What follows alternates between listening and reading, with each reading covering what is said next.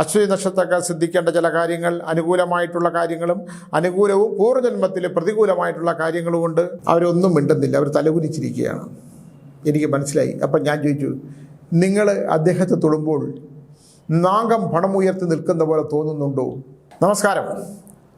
യാത്രയായിരുന്നു, വിദേശത്ത് ദുബായിലും അബുദാബിയിലൊക്കെ പോയി. അവിടെ നമ്മുടെ സുഹൃത്തുക്കൾ ദീപയുടെയും സുരേഷിൻ്റെയും ഒക്കെ ആതിഥേയം സ്വീകരിച്ച് അവിടെ ജീവിച്ചു 89 ദിവസം. ഇന്നലെ മെനഞ്ഞാന്ന് തിരിച്ചെത്തി. ഇന്നലെ ഒരു ദിവസം റെസ്റ്റ് എടുത്തു.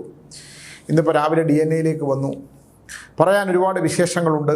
ഒരുപാട് പേരെ കണ്ടു, ഒരുപാട് നല്ല നല്ല മനുഷ്യരെ കണ്ടു, വിദേശത്ത് നിന്ന് ജീവിക്കാൻ വേണ്ടി കഷ്ടപ്പെടുന്നവരെ കണ്ടു, ജീവിതം അറിയാതെ പോകുന്നവരെ കണ്ടു, ജീവിച്ചിനിയും തീർന്നാലും ജീവിതം എന്തെന്നറിയാത്ത പോകുന്നവരെയൊക്കെ കണ്ടു. ഒരുപാട് പേരെ കണ്ടു. എന്തായാലും എല്ലാവർക്കും സമാധാനവും ശാന്തിയുമുള്ള ദിവസങ്ങൾ ഉണ്ടാകട്ടെ, ജീവിതമുണ്ടാകട്ടെ എന്ന് പ്രാർത്ഥിക്കാനേ നമുക്ക് പറ്റുള്ളൂ. കാരണം മനുഷ്യൻ അവൻ്റെ പൂർവികമായിട്ടുള്ള അല്ലെങ്കിൽ അവൻ്റെ പൂർവ്വജന്മത്തിലുള്ള അനുഭവങ്ങളിലൂടെ മാത്രമേ അവന് ജീവിക്കാൻ പറ്റൂ. എത്രയോ വർഷങ്ങളായിട്ട് അവിടെ ജീവിക്കുന്നവരും ഒരിക്കലും നാട്ടിലേക്ക് കുറേ പണം സമ്പാദിച്ച് നാട്ടിലേക്ക് വന്ന് ജീവിക്കാമെന്ന് വിചാരിക്കുന്നവരും, പണം സമ്പാദിച്ചതിന് ശേഷം നാട്ടിലേക്ക് വന്ന് മറ്റെന്തെങ്കിലും തൊഴിൽ ചെയ്യാമെന്ന് ജീവിക്കുന്നവരും ഒക്കെയുള്ള നിരവധി പേർ അവിടെ പോയി ജീവിച്ച് അവിടെ നിന്ന് തന്നെ വിവാഹം കഴിച്ച് സന്താനങ്ങളുമൊക്കെ ആയിട്ട് ജീവിക്കുന്നവരും, പിന്നെ സന്താനങ്ങൾക്ക് ജോലി കിട്ടിയിട്ട് അവരുടെ വിവാഹമൊക്കെ കഴിച്ച് ജീവിതത്തിൻ്റെ അവസാന കാലം കഴിയാമെന്ന് വിചാരിക്കുന്നതൊക്കെ ആയിട്ടുള്ള നിരവധി പേർ. എന്തായാലും ഈ ലോകം എന്ന് പറയുന്നത് ഇങ്ങനെ കറങ്ങിക്കൊണ്ടേയിരിക്കും. നമ്മൾ ഒരു വശത്തുകൂടെ ഇരുട്ടും വെളിച്ചവും കടന്ന് രാത്രിയും പകലൊക്കെ തിരിച്ചു വരുമ്പോൾ നമ്മൾ മറ്റൊരു വശത്തുകൂടെ ലോകം ഇങ്ങനെ കറങ്ങുകയാണ്. എന്തായാലും നമ്മൾ കറങ്ങുകയാണെന്നുള്ളൊരു യാഥാർത്ഥ്യം ഞാൻ അറിഞ്ഞു എന്നുള്ളതാണ്. നമ്മൾ മനുഷ്യൻ്റെ ദുഃഖങ്ങളിലേക്ക് കടന്നു ചെല്ലുമ്പോൾ അവനെവിടെയാണ് ജീവിക്കുന്നതെന്ന് അറിയാൻ നമ്മൾ സ്വയം ഒന്ന് ചിന്തിക്കേണ്ടി വരും. വിദേശത്തൊക്കെ ജീവിക്കുന്നവർ ജീവിക്കുന്നുണ്ടോ, അതോ അവർ മറ്റുള്ളവർക്ക് വേണ്ടി ജീവിക്കുന്നതാണോ? അതൊരു ചോദ്യമാണ്. ആ ചോദ്യം അവിടെ ജീവിക്കുന്നവരും അവരെ കാത്തിരിക്കുന്ന ഈ നാട്ടിലുള്ളവരും വിദേശത്താണ് ഭർത്താവ് ഇല്ലെങ്കിൽ കുട്ടികൾ എന്ന് വിചാരിക്കുന്ന മാതാപിതാക്കളും ഒക്കെ എന്നുള്ള ഒരു വലിയ ഒരു യാഥാർത്ഥ്യം നമ്മുടെ മുമ്പിലുണ്ട്. എന്തായാലും അന്യരാജ്യത്ത് പോയി ജീവിക്കുന്നവരുടെ ഒരവസ്ഥയുണ്ട്. അത് എത്ര പണം കിട്ടിയാലും കുടുംബക്കാരോടും കുടുംബത്തോടൊപ്പം ജീവിക്കുന്ന അച്ഛനമ്മമാരോടൊത്ത് ജീവിക്കുന്നവരും പിന്നെ കുട്ടികളോടൊത്ത് ജീവിക്കുന്നവർക്കുമൊക്കെ ബന്ധുക്കളോടൊപ്പം ജീവിക്കുന്നവർക്കൊക്കെ അതിൻ്റേതായിട്ടുള്ള ഒരു സമാധാനവും ശാന്തിയും വഴക്കമൊക്കെ ഉണ്ടാകും. എന്നാൽ പോലും അതൊരു മറ്റൊരു സുഖം തന്നെയാണ്. എന്തായാലും അത് ഓരോരുത്തരുടെ വിധിയാണ്. നമ്മളെവിടെ ജീവിക്കണം, എവിടെ ജനിക്കുന്നു എന്നുള്ളതും എവിടെ ജീവിക്കുന്നു എന്നുള്ളതും ഒക്കെ ഒരു വിധിയെ ആശ്രയിച്ചുള്ളതാണ് തന്നെയാണെന്നുള്ള ഒരു യാഥാർത്ഥ്യം നമ്മൾ തിരിച്ചറിയണം. നമ്മുടെ ജന്മം നൽകിയ ഗൃഹത്തിൽ ജീവിക്കുന്നത്, ജന്മം നൽകിയ നാട്ടിൽ ജീവിക്കുന്നത്, ആ ദേശത്ത് ജീവിക്കുന്നത് ഒക്കെ തന്നെ ഈശ്വര വിധിയാണ്. ഈശ്വരൻ്റെ വിധിയെക്കുറിച്ച് പറയുമ്പോൾ ഒരുപാട് കാര്യങ്ങളുണ്ട്. എന്തായാലും യാത്രകൾ നൽകിയ സന്തോഷകരമായ ദിനങ്ങളും എന്നെ കാണാൻ വന്നവരുടെ സുഖദുഃഖങ്ങളും ഒക്കെയുണ്ട്. നമുക്ക് പലർക്കും എന്നെ കണ്ടവരോട് എനിക്ക് ഫലം പറയാനും ഒക്കെ ബുദ്ധിമുട്ടുണ്ട്. കാരണം അവരിങ്ങനെ ജീവിക്കണം. നാളെക്കുറിച്ച് രക്ഷപ്പെടാനുള്ള അല്ലെങ്കിൽ നാളത്തെ ജീവിതം സ്വപ്നം കണ്ട് ജീവിക്കുന്നവരുടെ അവരോട് നമ്മൾ എന്ത് പറയാനാണ്? പറയാൻ പറ്റുന്ന ചില കാര്യങ്ങൾ മാത്രമല്ലേ പറയാൻ സാധിക്കത്തുള്ളൂ. പരിഹാരക്രിയകൾ ഉണ്ടെങ്കിലേ ചെയ്യാൻ പറ്റുള്ളൂ. എന്നെ അത്ഭുതപ്പെടുത്തുന്ന ഈ നാട്ടിൽ നിന്നൊക്കെ ചെല്ലുന്ന ജ്യോതിഷ സംബന്ധമായിട്ടുള്ള ചില ആൾക്കാരും ചില പൂജാ സംബന്ധമായൊക്കെ ചെയ്യുന്ന ആൾക്കാർ ചെയ്യുന്ന ചില കഠിനമായിട്ടുള്ള ചില പ്രവൃത്തികളാണ്. അവിടെ നമ്മൾ ഒരാളുടെ ഒരു പൂജ പരിഹാരങ്ങൾ പറയുകയാണെങ്കിൽ അത് പണത്തിന് വേണ്ടി മാത്രമാകരുത്. പണം അത് ചെയ്യുമ്പോൾ അതിൽ 1/6 ദോഷം ഈ ചെയ്യുന്ന ആൾക്ക് എത്ര നല്ല പരിഹാരമാണെങ്കിൽ പോലും ഉണ്ടാവും. നിങ്ങൾ എന്ത് പരിഹാരം ചെയ്താലും അതിൽ 1/6 ദോഷം ഈ ചെയ്യുന്ന ആൾക്ക് തന്നെയാണ്. അപ്പോൾ ഇല്ലാത്ത കഥകൾ പറഞ്ഞ് ഒക്കെ പരിഹാരങ്ങൾ ചെയ്യുമ്പോൾ അവരുടെ കുലത്തിനുണ്ടാകുന്ന ദോഷവും കൂടെ ഈ പറയുന്നവരുമൊക്കെ ഒന്ന് ഓർക്കുന്ന വളരെ നല്ലതായിരിക്കും. പലരും ഇവിടെ നാട്ടിൽ നിന്ന് പണമുണ്ടാക്കാൻ അവിടെ ചെന്ന് പൂജകൾ ചെയ്തിട്ടുണ്ട്. അവരുടെ ഫലങ്ങളും ദോഷങ്ങളും അങ്ങനെ തന്നെ നിലനിൽക്കുകയൊക്കെ ചെയ്യുന്നുണ്ട്. നമ്മൾ ജ്യോതിഷ സംബന്ധമായിട്ടുള്ള കാര്യങ്ങളും ആത്മീയമായി ചെയ്യുന്ന കർമ്മങ്ങൾ ചെയ്യുന്നവരൊക്കെ കുറേ കൂടെ ജാഗ്രത പാലിക്കുന്നത് ഒക്കെ വളരെ നല്ലതായിരിക്കും. കാരണം മനുഷ്യൻ അവൻ സമാധാനവും ശാന്തിയും നാളത്തേക്ക് കിട്ടുമെന്ന് വിചാരിച്ചാണ് അവൻ ഇത്തരം കാര്യങ്ങളൊക്കെ ചെയ്യുന്നത്. അതൊക്കെ ഒരാളുടെ വിശ്വാസത്തെ ഹനിക്കുന്നതാകരുത് എന്നുള്ളതാണ്. അവരെ കുറേ കാലം കഴിയുമ്പോൾ അവൻ്റെ ജീവിതത്തിലുണ്ടാകുന്ന ആഘാതങ്ങളും അത് ചെയ്യിപ്പിച്ചവർക്കുണ്ടാകുന്ന ദോഷങ്ങളും ഒക്കെ നമ്മൾ അനുഭവിക്കേണ്ടി വരുമെന്ന് ഞാൻ ഒന്നുകൂടെ ഓർമ്മിപ്പിക്കുകയാണ്. എന്തായാലും വിശ്വാസം എന്ന് പറയുന്നത് ഒരാളെ വിശ്വസിക്കുക എന്ന് പറയുന്നത് വളരെ പ്രാധാന്യമുള്ള കാര്യമാണ് അല്ലേ? നമ്മളൊരാളെ വിശ്വസിക്കുക എന്നുള്ളത്. ഞാനിപ്പോൾ ഈ അടുത്ത കാലത്ത് 2-3 പേരെ കണ്ടു. വിശ്വാസവഞ്ചന മാത്രം കാണിച്ച് ജീവിക്കുന്നവർ, പണത്തെ മാത്രം സ്നേഹിച്ച് ജീവിക്കുന്നവർ, പണമാണ് ജീവിതത്തിൽ ഏറ്റവും വലുതെന്ന് വിചാരിക്കുന്നവർ, എന്ത് കൊടുത്തും മറ്റുള്ളവൻ്റെ പണം കൈക്കലാക്കാൻ ശ്രമിക്കുന്നത്. അവർ ശിവനും കൃഷ്ണനൊന്നും ആയിട്ട് കാര്യമില്ല. നല്ല പേരുണ്ടായി, നല്ല ദൈവികമായ നാമധേയം ഉണ്ടായിട്ട് കാര്യമില്ല. നല്ല നാമധേയമുള്ള അച്ഛൻ്റെ അമ്മമാരുടെ മക്കളായിട്ട് ജീവിച്ചിട്ട് കാര്യമില്ല. വാക്കിന് വ്യവസ്ഥയില്ലാതിരിക്കുകയും പിന്നെ കർമ്മങ്ങൾക്ക് സത്കർമ്മങ്ങൾ ചെയ്യാതിരിക്കുകയും ഒക്കെ ചെയ്യുമ്പോഴുണ്ടാകുന്ന വംശത്തിനുണ്ടാകുന്ന നാശവും ശൈശവവും ബാല്യവും കൗമാരം യൗവനവും ഒക്കെ കഴിഞ്ഞ് വാർദ്ധക്യത്തിൻ്റെ അവസ്ഥയിൽ ചെയ്തു പോയ കർമ്മങ്ങളുടെ പരിണിത ഫലങ്ങൾ അനുഭവിക്കാൻ വരികയൊക്കെ ചെയ്യുമ്പോൾ ചെയ്തു പോയ വാക്ക്, നമ്മളൊരാളൊരു വാക്ക് പറഞ്ഞാൽ ആ വാക്കിനുണ്ടാകുന്ന ദോഷം, ആ വാക്ക് തെറ്റിക്കുമ്പോൾ ഉണ്ടാകുന്ന ദോഷം, വിശ്വാസവഞ്ചന ചെയ്യുമ്പോഴുണ്ടാകുന്ന ദോഷമൊക്കെ തന്നെ സന്താനങ്ങളിലൂടെ ഉണ്ടാകുന്ന തിരിച്ചടി അത് വളരെ പ്രാധാന്യമുള്ളതാണ്. എൻ്റെ മുമ്പിൽ വരുന്ന ഓരോ മനുഷ്യരുടെയും ദുഃഖ ദുരിതങ്ങൾ ഞാൻ എടുക്കുമ്പോൾ നിങ്ങളൊക്കെ ചെയ്തു കൂട്ടിയത്, നിങ്ങൾ പണമുണ്ട്, നിങ്ങൾക്ക് സമ്പത്തുണ്ട്, ഇതൊക്കെ ഉണ്ടായിരിക്കുമ്പോഴും നിങ്ങൾ പണത്തിനെ സ്നേഹിച്ചിട്ട് വിശ്വാസവഞ്ചനയും ചതിയും കാണിക്കുമ്പോൾ, നിങ്ങളെ സന്താനങ്ങൾ തിരിച്ചു നിന്ന് നിങ്ങളോട് വിരൽ ചൂണ്ടുമ്പോൾ, നിങ്ങളുണ്ടാക്കിയ സമ്പത്ത് നിങ്ങൾക്ക് അനുഭവിക്കാൻ വയ്യാതെ വരുമ്പോൾ, ആരോഗ്യമുള്ള ശരീരമുണ്ടായിട്ടും ആരോഗ്യകരമായ മനസ്സില്ലാതെ പോകുമ്പോൾ അനുഭവിക്കേണ്ടി വരുന്ന ദുഃഖങ്ങൾ ഉണ്ടാകുമ്പോഴൊക്കെ നമ്മൾ ചിന്തിക്കേണ്ട, നമ്മളൊരു തെറ്റ് ചെയ്തു പോയാൽ ആ തെറ്റുകൾ ചെയ്തു പോയി, പിന്നെ അതിനെ പശ്ചാത്തപിച്ചിട്ട് കാര്യമില്ല എന്നൊക്കെയുള്ള ഒരുപാട് കാര്യങ്ങൾ, ഒരുപാട് പൂജകൾക്ക് പരിഹാരങ്ങളൊന്നുമില്ല. ഒരുപാട് തെറ്റുകൾ എന്ന് പറയുന്നത് സംഭവിച്ചു കഴിഞ്ഞാൽ അതിൻ്റെ ഫലങ്ങൾ, എന്തുകൊണ്ടാണ് ആ തെറ്റുകൾ സംഭവിച്ചത് എന്ന് നമ്മൾ ചിന്തിക്കേണ്ടി വരും. ഞാനിതേ പറയാനുള്ളതിൻ്റെ കാരണം, പലരും എന്നെ വന്ന് കാണുമ്പോൾ അവർക്കൊന്നും പരിഹാരങ്ങളില്ല ഉള്ളതാണ്. ഒരാളൊരാളെ വിവാഹം കഴിക്കുന്നു. വിവാഹം കഴിക്കുന്നതിന് മുമ്പ് അയാൾ മറ്റൊരു പെൺകുട്ടിയെ വിവാഹം കഴിക്കാൻ വാക്ക് കൊടുക്കുന്നു. ആ വിശ്വാസവഞ്ചന കാണിച്ചതിന് ശേഷം അവരെ നിഷ്കരണം ഉപേക്ഷിച്ചതിന് ശേഷം മറ്റൊരാളെ വിവാഹം കഴിക്കുന്നു. ആ വിവാഹം കഴിച്ച് മുൻപിലോട്ട് പോകുമ്പോഴാണ് മറ്റേ പെൺകുട്ടി ആത്മഹത്യ ചെയ്യുകയോ അല്ലെങ്കിൽ അവളുടെ വിവാഹ ജീവിതം തകർക്കപ്പെടുകയോ ചെയ്യുന്നത്. സൗഹൃദങ്ങളല്ല ഞാൻ പറഞ്ഞത്. ഒരാൾക്ക് കൊടുക്കുന്ന വാക്ക്, വ്യവസ്ഥ, ആ വ്യവസ്ഥ തെറ്റിക്കുമ്പോഴുണ്ടാകുന്ന ദോഷങ്ങൾ, എന്തുകൊണ്ടാണ് അങ്ങനെ ആ ദോഷം നമ്മൾ അനുഭവിക്കേണ്ടി വരുന്നത്, അതിൻ്റെ പരിണിത ഫലങ്ങളെക്കുറിച്ചുള്ള ചിന്തകളിലൊക്കെ തന്നെ ഉണ്ടാകുന്ന ദോഷം. എന്നെ വന്ന് കണ്ട ഒരാൾ, അയാൾ പിന്നെ ഇപ്പം ഞാൻ ചോദിച്ചു സന്താനങ്ങളില്ല. ഇപ്പോൾ ചോദിച്ചു എന്തുകൊണ്ടാണ് സന്താനങ്ങൾ, ഭാര്യയ്ക്കും ഭർത്താവിനും യാതൊരു കുഴപ്പങ്ങളുമില്ല, ശാസ്ത്രീയമായ എല്ലാ പരിശോധനകളും കഴിഞ്ഞതിന് ശേഷവും ദോഷങ്ങളില്ല, ഇവർക്ക് കുട്ടികളുണ്ടാകുന്നില്ല, ഇവർ മണ്ണാറശാല പോയി നാഗങ്ങൾക്കുള്ള പരിഹാരങ്ങളും കാര്യങ്ങളൊക്കെ ചെയ്തതിന് ശേഷം മാത്രം എന്നിട്ടും ഇവർക്ക് സന്താനങ്ങൾ ജനിക്കുന്നില്ല, ഒരു കുഴപ്പവുമില്ല രണ്ടുപേർക്കും. ശാസ്ത്രം പറഞ്ഞു നിങ്ങൾക്ക് യാതൊരു കുഴപ്പവുമില്ല എന്ന്. പക്ഷേ സന്താനങ്ങളില്ല.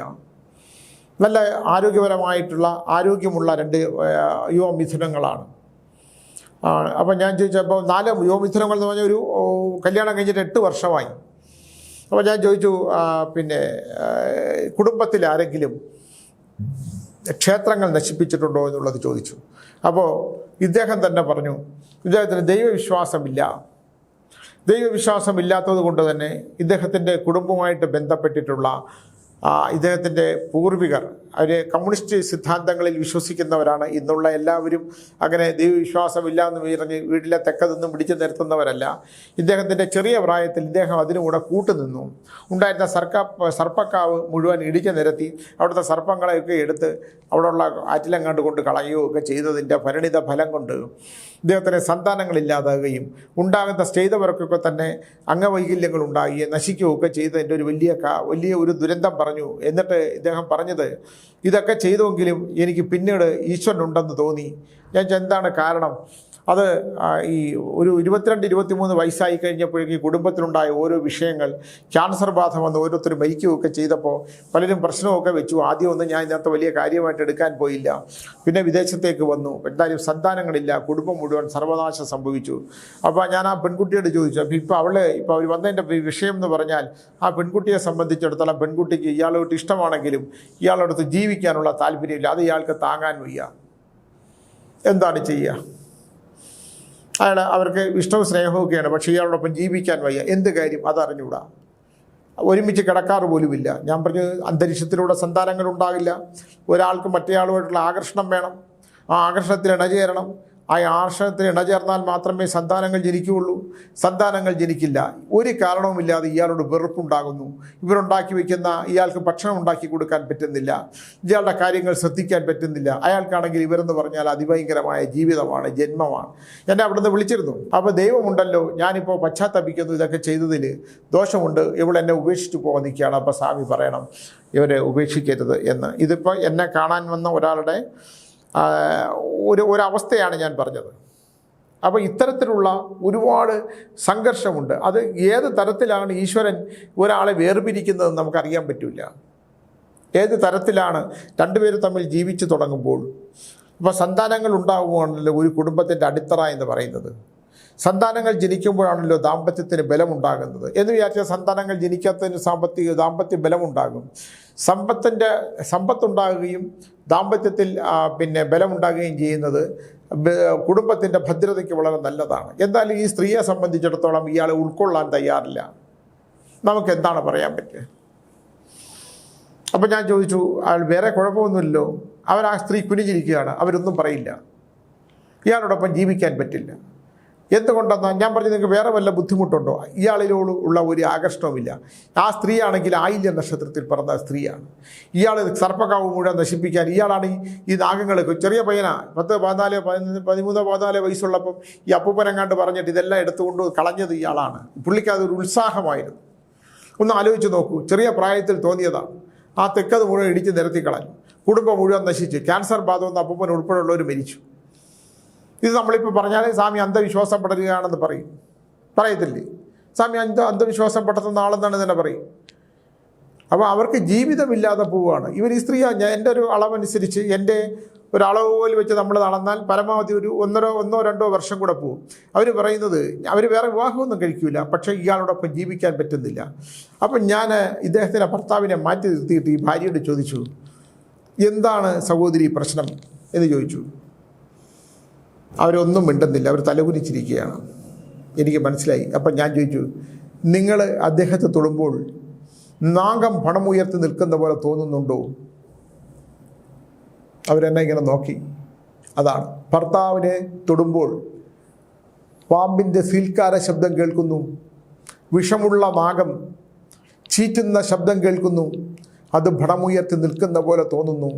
അയാൾക്ക് ഭയമാണ് ഇദ്ദേഹത്തെ തൊടുമ്പോൾ.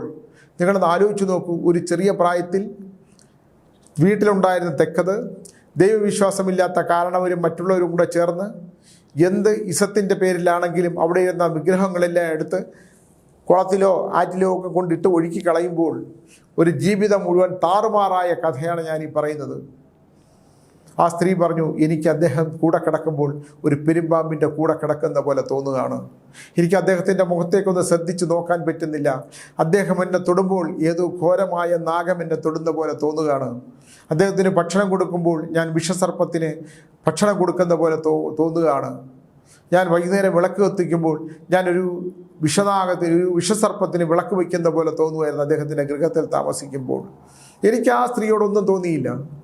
കാരണം ഇത് എന്ത് വിശ്വാസത്തിൻ്റെ പേരിൽ പറഞ്ഞെന്ന് പറഞ്ഞാൽ പോലും അതിനുണ്ടാകുന്ന അനുഭവിക്കുന്ന ഒരു മാനസിക സംഘർഷത്തിൻ്റെ തോത് എനിക്ക് മനസ്സിലായി. ആ ബന്ധം വേർപെട്ടു പോകും.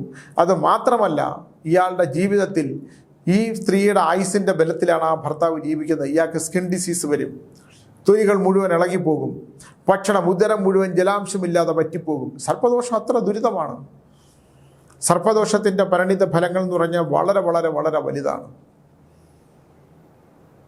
അപ്പോൾ ഒന്നും നോക്കില്ല. സന്താനങ്ങൾ ഒരു കുഴപ്പവും, ശാസ്ത്രം നോക്കിയിട്ട് ഒരു കുഴപ്പവും ഇല്ലാത്ത അദ്ദേഹത്തിന്, അല്ലെങ്കിൽ അവർക്ക് രണ്ടുപേർക്കും ദാമ്പത്യം തകർന്നു പോയത് സർപ്പം വരുത്തിയ വിനയാണെന്ന് പറഞ്ഞാൽ സ്വാമി വന്നിരുന്ന അന്ധവിശ്വാസം പടർത്തുകയാണ്, അന്ധവിശ്വാസമാണെന്ന് പറയും. നമ്മളെ മുമ്പിൽ വരുന്ന ഒരു വിഷയത്തിൻ്റെ ഒരു ഭാഗം, ഒരു 2 പേരുടെ സബ്ജക്റ്റാണ് ഞാൻ പറഞ്ഞത്.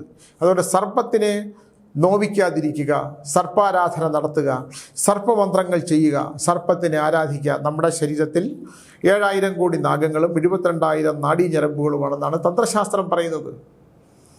ആ തന്ത്രശാസ്ത്രം പറയുന്നതൊന്നും വെറുതെയല്ല. മെഡിക്കൽ സയൻസിൻ്റെ ഞാൻ പലപ്പോഴും പറഞ്ഞിട്ടുണ്ടല്ലോ, 2 ഇടനാഗങ്ങളെ വെച്ചിരിക്കുന്നത് എന്താണ്. അപ്പോൾ സർപ്പത്തിന് അത്രയും മനുഷ്യ സ്വാധീനത്തിൽ, മനുഷ്യൻ്റെ ജീവിതത്തിൽ നാഗങ്ങൾക്ക് അത്രയും വലിയ സ്വാധീനമുണ്ട്. അതുകൊണ്ടാണ്. അപ്പോൾ ഒന്നും പറയാൻ പറ്റില്ല. അപ്പോൾ അദ്ദേഹത്തിന് ഇനി ദൈവവിശ്വാസം ഒരിക്കലും ഉണ്ടാവില്ല. കാരണം അദ്ദേഹത്തിൻ്റെ ശരീരത്തിലെ നാഗങ്ങൾ അദ്ദേഹത്തിനെതിരാണ്. ഇണചേരാൻ പറ്റില്ല. ഇണചേരാൻ ആഗ്രഹങ്ങളുണ്ടെങ്കിൽ പോലും ആ ഇണയെ ഉണർത്താനുള്ള ഒരു വികാരങ്ങളും ഒരു ക്രോമസോമും വർക്ക് ചെയ്യത്തില്ല, ഒരു ഹോർമോൺസും വർക്ക് ചെയ്യത്തില്ല. അപ്പോൾ ഇത് അന്ധവിശ്വാസമെന്ന് നമുക്ക് എഴുതിത്തള്ളാൻ പറ്റുമോ? പലതും നമുക്ക് അന്ധവിശ്വാസമാണെന്ന് പറഞ്ഞ് എഴുതിത്തള്ളാം. പക്ഷേ ചില സത്യങ്ങൾ, ഈ പ്രപഞ്ചത്തിലുള്ള ചില സത്യങ്ങൾ, ചില യാഥാർത്ഥ്യങ്ങൾ നമ്മളത് തിരിച്ചറിഞ്ഞേ പറ്റൂ. അത് വിശ്വസിക്കുന്നവർക്ക് അത് വിശ്വസിക്കാം, വിശ്വസിക്കാവുന്നവർക്ക് വിശ്വസിക്കേണ്ട എന്ന് വിചാരിക്കുന്നവർക്ക് അത് വിശ്വസിക്കാതിരിക്കാം. പക്ഷെ ചില സത്യങ്ങൾ, നമ്മുടെ മുമ്പിലേക്ക് വരുന്ന ചില സത്യങ്ങൾ നമുക്കാരെയും വിശ്വസിപ്പിക്കാനൊന്നും പറ്റില്ല. ഇതാണ് ശരി, ഇതാണ് തെറ്റ് എന്നൊന്നും പറയാനൊന്നും പറ്റില്ല. പക്ഷേ ചില യാഥാർത്ഥ്യങ്ങൾ, ചില സത്യങ്ങൾ നമ്മുടെ മുമ്പിൽ വരുന്ന ഈ ഭൂമിയിൽ, ഈ പ്രപഞ്ചത്തിൽ, ലോകത്ത് ശാസ്ത്രമൊക്കെ വളർന്ന്, റോക്കറ്റൊക്കെ വളർന്ന് ചന്ദ്രനിലൊക്കെ മനുഷ്യൻ കാലുകുത്തിയെങ്കിലും അവൻ്റെ ഗ്രഹനില അനുസരിച്ച് അവൻ ഈ ഗ്രഹത്തിൽ നിന്നും മറ്റൊരു ഗ്രഹത്തിലേക്ക് പോകാനുള്ള ജാതകവശാലുള്ള അവൻ്റെ യോഗം, ആ യോഗമുണ്ടെന്ന് നമ്മൾ തിരിച്ചറിഞ്ഞാൽ ആ യോഗത്തിലൂടെയാണ് അവൻ പോയിട്ട് തിരിച്ചു വരുന്നത്. എത്രയും പേര് പോയിട്ട് തിരിച്ചു വരാതുണ്ട്. തിരിച്ചു വരാമെന്ന് പറഞ്ഞാൽ മരിച്ച് തിരിച്ചു വന്നവരുണ്ട്. ഒരു വിമാനം കയറുമ്പോൾ ആ വിമാനത്തിലുള്ള എല്ലാ മനുഷ്യർക്കും ആയുസ്സിൻ്റെ ബലമുണ്ടെങ്കിൽ ആ വിമാനത്തിലെ എല്ലാവരും കൃത്യമായി ഒരിടത്ത് ചെന്ന് ചേരും. ആ വിമാനത്തിൽ ആർക്കെങ്കിലും ഒരാൾക്ക് ആയുസ്സിന് തടസ്സമുണ്ടാകുന്ന ഒരു ചെറിയ കുഞ്ഞു പോലും ഉണ്ടെങ്കിൽ ആ വിമാനം കൃത്യ സ്ഥലത്ത് എത്തിച്ചേരാൻ പറ്റാത്ത തരത്തിലുള്ള വിഘ്നങ്ങൾ ഉണ്ടാക്കും എന്നുള്ള ഒരു യാഥാർത്ഥ്യമുണ്ട്. അപ്പോൾ ഇങ്ങനെയുള്ള കാര്യങ്ങളൊക്കെ ഉണ്ട് എന്ന് പറയാനല്ലാതെ ഇതാണ് ശരി, ഇതെങ്ങനെയൊക്കെ ഉണ്ട്, നിങ്ങൾ ഇതെല്ലാം വിശ്വസിച്ചോളൂ എന്നൊന്നും പറയാനൊന്നും എന്നെ കൊണ്ട് പറ്റില്ല.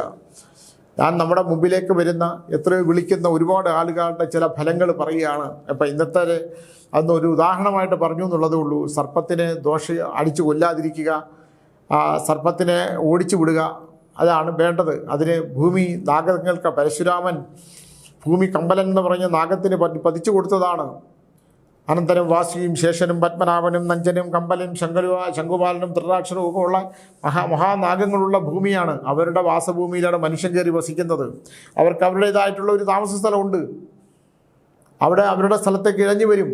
അതിനെ നമ്മൾ അടിച്ചു കൊല്ലാൻ നിന്നാലുണ്ടാകുന്ന മഹാവിപത്തുകളുണ്ട്. എന്തായാലും ഇന്നിപ്പോൾ വ്യാഴം മാറുന്ന ദിവസമാണ്. ഇന്നെന്ന് പറഞ്ഞാൽ നാളെ മുതൽ വ്യാഴത്തിന് മാറ്റമുണ്ട്. എല്ലാ നക്ഷത്രക്കാർക്കും മാറ്റമുണ്ട്. എല്ലാ നക്ഷത്രക്കാർക്കും മാറ്റമുണ്ടെങ്കിലും ഞാൻ ഒന്നുകൂടി പറയുകയാണ്, പൂർവ്വജന്മ ദോഷങ്ങളും പൂർവികമായ ദോഷങ്ങളും എല്ലാ ഉത്തമമായിരുന്ന നക്ഷത്രങ്ങളുടെ കൂടെ വരും. അശ്വതി എന്ന് പറയുന്ന നക്ഷത്രത്തിൽ ഞാൻ തുടങ്ങുകയാണ്. അടുത്ത 30 ദിവസത്തേക്കുള്ള ഫലങ്ങളാണ്. അശ്വതി നക്ഷത്രക്കാർ ശ്രദ്ധിക്കേണ്ട ചില കാര്യങ്ങൾ, അനുകൂലമായിട്ടുള്ള കാര്യങ്ങളും അനുകൂലവും പൂർവ്വജന്മത്തിൽ പ്രതികൂലമായിട്ടുള്ള കാര്യങ്ങളുമുണ്ട്. ദാമ്പത്യം ശ്രദ്ധിക്കേണ്ട കാലമാണ്. ദാമ്പത്യത്തിൽ അനുകൂലമല്ലാത്ത ഒരുപാട് കാര്യങ്ങൾ വന്നു ചേരാനുള്ള സാധ്യതയുണ്ട് അടുത്ത 30 ദിവസത്തേക്ക്. അശ്വതി നക്ഷത്രക്കാർ തുടക്ക നക്ഷത്രമാണ്. ദൈവവിശ്വാസം ഉണ്ടെങ്കിലും ഇല്ലെങ്കിലും ഓരോ കാര്യങ്ങളും ചെയ്യുന്നതിന് മുമ്പ് ഈശ്വരനെ ജപിച്ച് ദോഷങ്ങൾ ഉണ്ടാകരുതെന്ന് ആലോചിക്കണം. ഈശ്വരനെ ജപിച്ചിട്ട് ദോഷങ്ങൾ ഉണ്ടാകരുത് എന്ന് പ്രാർത്ഥിക്കണം. ഭർത്തൃബന്ധങ്ങൾ, കല്യാണം കഴിച്ചവരാണെങ്കിൽ ഭർത്താവുമായിട്ടും ബന്ധുക്കളുമായിട്ടും വാക്കുകൾ കൊണ്ട് ദോഷമില്ലാതെ വരാനുള്ള കാര്യങ്ങളൊന്ന് ശ്രദ്ധിക്കണം.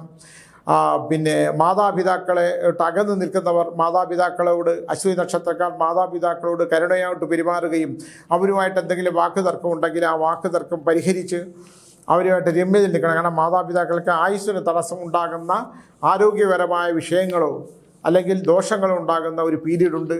അപ്പോൾ അവർക്ക് എന്തെങ്കിലും സംഭവിച്ചു കഴിഞ്ഞാൽ ആ ദുരിതം നമ്മളിലേക്ക് വരികയും നമ്മുടെ ജീവിതത്തിൻ്റെ അവസാന കാലം ആ ദുരിതം നമ്മൾ അനുഭവിക്കേണ്ടി വരികയൊക്കെ ചെയ്യും.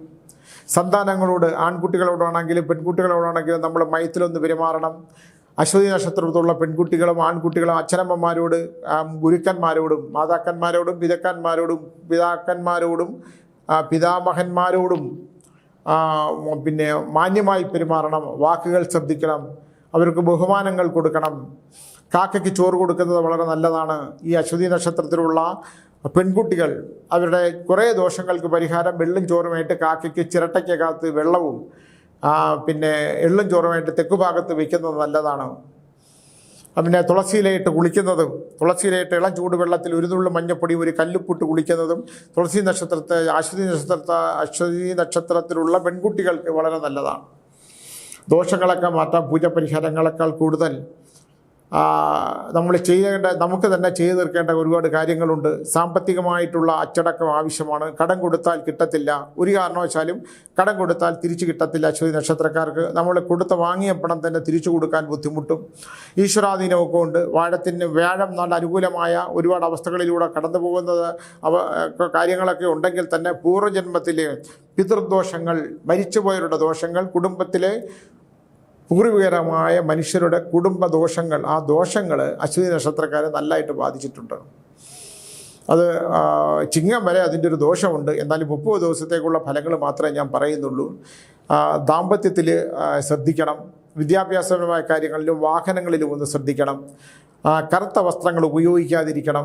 പിന്നെ ചെവിയും കണ്ണും ഒന്ന് വേദനകളുണ്ടെങ്കിൽ ചെവിക്കും കണ്ണിനും കഴുത്തിനും മുകളിലോട്ടും രോഗാവസ്ഥകൾ ഉണ്ടെങ്കിൽ ഒന്ന് ശ്രദ്ധിക്കണം. ഉദരരോഗങ്ങൾ വരാതിരിക്കാനായിട്ട് എന്തെങ്കിലും ഉദരരോഗം ഉണ്ടെങ്കിൽ അതിന് ഡോക്ടറെ കാണേണ്ട അത്യാവശ്യമാണ്. അരയ്ക്കതോട്ട് കാലിന് രോഗാവസ്ഥ എന്ന് പറഞ്ഞാൽ എല്ലാ നക്ഷത്രക്കാർക്കും ദോഷങ്ങൾ മാത്രമേ സ്വാമി പറയുന്നുള്ളൂ എന്ന് പറയും. നിങ്ങൾക്കുണ്ടാകുന്ന എല്ലാ നല്ലതിൻ്റെയും കൂടെ പൂർവ്വജന്മാർജിതമായിട്ടുള്ള ചില ദോഷങ്ങൾ കടന്നു വരാനുള്ള സാധ്യതയുള്ളതുകൊണ്ട് ഞാനതിൻ്റെ ദോഷവശങ്ങൾ മാത്രമാണ് പറയുന്നത്. ശ്രദ്ധിക്കേണ്ട കാര്യങ്ങൾ മാത്രമേ പറയുന്നുള്ളൂ. നല്ലതെല്ലാം ഉണ്ടാകട്ടെ. നല്ലതായിട്ടുള്ള കാര്യങ്ങളും 75% നല്ല കാര്യങ്ങളും 25% പൂർവ്വജന്മത്തിലെ ദോഷങ്ങളും വരുന്നതുകൊണ്ട് അശ്രദ്ധമായി ജീവിച്ചാൽ ഉണ്ടാകുന്ന ദോഷങ്ങൾ, ആ 75% നല്ല കാര്യങ്ങളെ ഹനിക്കാതിരിക്കാൻ വേണ്ടിയിട്ടാണ് ഞാൻ ഇത്തരം കാര്യങ്ങളൊന്ന് ഓർമ്മിപ്പിക്കുന്നത്. അശ്വതി നക്ഷത്രമാണ്. ഞാൻ എല്ലാ ദിവസവും ഓരോ നക്ഷത്രത്തെക്കുറിച്ച് പറയും. പ്രണയങ്ങൾ തകർന്നു പോകാനുള്ള സാധ്യതയും സംശയരോഗത്തിനുള്ള സാധ്യതയും അശ്വതി നക്ഷത്രക്കാരായ സ്ത്രീക്കും പുരുഷനും ഉണ്ടാകും എന്ന് തന്നെയാണ്. ദാമ്പത്യത്തിൽ ചില സംശയങ്ങൾ, എൻ്റെ ഭർത്താവ് എന്നെ സ്നേഹിക്കുന്നുണ്ടോ, അല്ലെങ്കിൽ എൻ്റെ ഭാര്യ എന്നെ സ്നേഹിക്കുന്നുണ്ടോ, ഇല്ലെങ്കിൽ ഭാര്യയ്ക്ക് എനിക്ക് സാമ്പത്തികമായ ബന്ധനം ഉണ്ടാകാറുണ്ടോ, എനിക്ക് സാമ്പത്തിക പ്രശ്നങ്ങൾ ഉണ്ടാകാറുണ്ടോ എങ്കിൽ തന്നെ വാഹനം ഉണ്ടെങ്കിൽ തന്നെ ഒന്ന് ശ്രദ്ധിക്കുന്നത് വളരെ നല്ലതായിരിക്കും. എന്ന് പറഞ്ഞാൽ ഒരുപാട് നല്ല ഗുണങ്ങളുണ്ട്, ഇല്ലാന്ന് ഞാൻ പറയുന്നില്ല. ആ നല്ല ഗുണങ്ങളോടൊപ്പം തന്നെ പൂർവ്വജന്മത്തിലുള്ള ചില ശക്തമായ ദോഷങ്ങൾ, പിതൃദോഷങ്ങൾ, പിതൃദോഷങ്ങൾ അങ്ങനെ ഉള്ളതുകൊണ്ട് തന്നെ പിതൃക്കൾക്കുള്ള ചില കർമ്മങ്ങൾ ചെയ്ത് അതിനെ മാറ്റങ്ങൾ വരുത്തുന്നത്. ഇപ്പോൾ തിരുവനന്തപുരത്താരാണെങ്കിൽ ഇപ്പോൾ തിരുവല്ലത്ത് പോയിട്ട് പിതൃക്കൾക്കുള്ള ബലികർമ്മങ്ങൾ ചെയ്താൽ, എല്ലാ മാസവും നിങ്ങൾക്കൊരു അമാവാസിയിൽ പിതൃകർമ്മങ്ങൾ ചെയ്താൽ ഒരുപാട് ദോഷങ്ങൾക്ക് പരിഹാരവും, അതിന് അമ്പലത്തിൽ പോയി പൂജ പരിഹാരങ്ങളല്ലേ ചെയ്യേണ്ടത്. എപ്പോഴാണ് പിതൃശാന്തിക്കുള്ള കാര്യങ്ങൾ, പിതൃക്കൾക്കുള്ള ശാന്തി ചെയ്യേണ്ടത് എപ്പോഴാണോ അത്തരത്തിലുള്ള കാര്യങ്ങൾ ചെയ്തു കഴിയുമ്പോൾ ഒരുപാട് കാര്യങ്ങൾക്ക് പരിഹാരം ഉണ്ടാകും എന്നുള്ള കാര്യത്തിനകത്ത് എനിക്ക് യാതൊരു സംശയമില്ല. പിതൃശുദ്ധി വരുത്തുക, പിതൃക്കൾക്കുള്ള ശുദ്ധി വരുത്തുക, രാത്രി കിടക്കുന്നതിന് മുമ്പ് ചൂടുവെള്ളത്തിൽ കുളിക്കുക, കാലുകൾ നന്നായി കഴുകിയിട്ട് ഉണങ്ങിയതിന് ശേഷം കാല് നന്നായി തുടച്ചതിന് ശേഷം കിടക്കുക, തെക്ക് വശത്തോട്ട് തലവെച്ച് കിടക്കാതിരിക്കുക. ഇത്തരം കാര്യങ്ങളൊക്കെ ശ്രദ്ധിച്ചു കഴിഞ്ഞാൽ ഈ 30 ദിവസം നമുക്ക് വലിയ പ്രശ്നങ്ങളില്ലാതെ കരകയറി വരാൻ സാധിക്കുമെന്നും, അതുകൊണ്ട് അശ്വതി നക്ഷത്രക്കാർ ഭയപ്പാടൊന്നും ആവശ്യമില്ല. പക്ഷേ ഞാൻ ഈ പറഞ്ഞ ഇത്രയും കാര്യങ്ങളൊന്ന് ശ്രദ്ധിച്ചുകൊണ്ട് മുമ്പിലോട്ട് പോയാൽ വലിയ പ്രശ്നങ്ങളില്ലാതെ നമുക്ക് ഈ 30 ദിവസം അശ്വതി നക്ഷത്രക്കാർ കടന്നു കയറാം എന്ന് പറഞ്ഞുകൊണ്ട് ഞാൻ നിർത്തുകയാണ്. നമസ്കാരം.